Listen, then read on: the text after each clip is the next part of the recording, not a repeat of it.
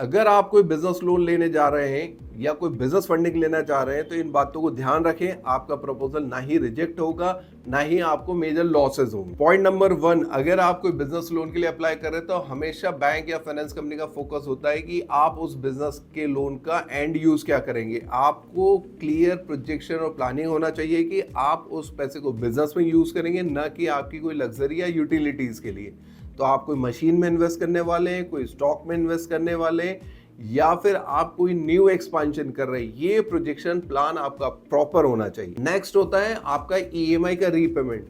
Bank या finance company हमेशा ये देखना चाहेंगे कि आपके पुराने बिजनेस कैश फ्लो से इतना प्रॉफिट जनरेट हो रहा है कि आप जो लोन ले रहे हैं उसकी ईएमआई आप पे कर पाएं।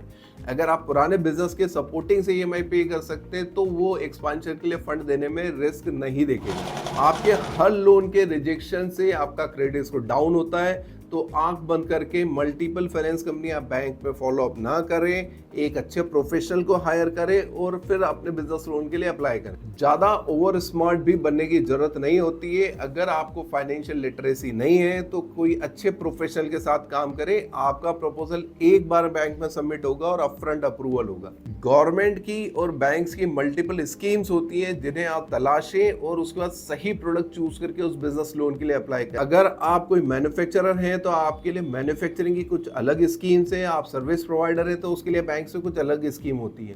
तो प्रोफेशनली उस स्कीम्स का पता करें, उसके बाद ही लोन के लिए अप्लाई करें। आंख बंद करके दौड़ ना लगाएं।